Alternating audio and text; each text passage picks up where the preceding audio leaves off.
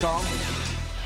Hi, Greg. Well, it's getting very tough now. The McCain campaign is sort of letting it be known that their constant intensification of the political rhetoric over the last month, or really since Labor Day, is now going to dramatically intensify. The escalation now coming from Sarah Palin, who earlier today at a closed fundraiser in Colorado took on Barack Obama for his association with a longtime Chicago Democratic politician, Bill Ayers. He, the sort of infamous founder of the Weather Underground, the 1960s radical group known for bombing the Pentagon, the Capitol, and taking credit for a whole bunch of other bombings.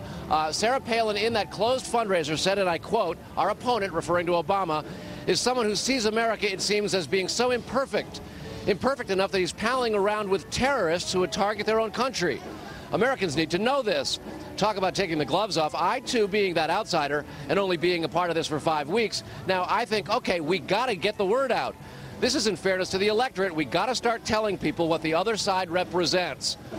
The implication here being from Sarah Palin that Barack Obama represents domestic terrorism in the person and friendship association with Bill Ayers. Now, the New York Times today did an article that suggested that that association is not all that close, and they've only met a couple of times and have otherwise been fairly disconnected.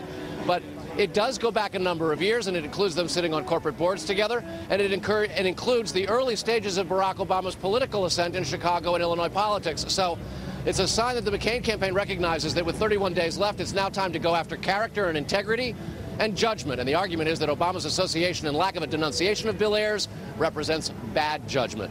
The Obama campaign and the Democrats say this is desperation from the McCain-Palin team. Greg? How much of a sense is it among those on the McCain-Palin campaign that this next debate is important for John McCain? Oh, of course they do.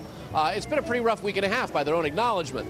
The combination of the financial credit meltdown, some missteps by Sarah Palin and some perceived missteps in some of her preceding interviews before the debate, all of that had been kind of tough times for them, and they acknowledged it.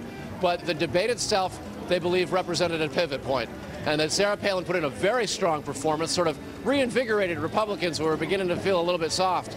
And now they think it's time for them to really get on offense. And so what you have happening is John McCain in Sedona, Arizona today, essentially in prep work for the upcoming debate, and Sarah Palin on the campaign trail, first in Colorado and later today in California, really getting tough on Barack Obama, laying the groundwork for what's going to be a very combative debate on Tuesday.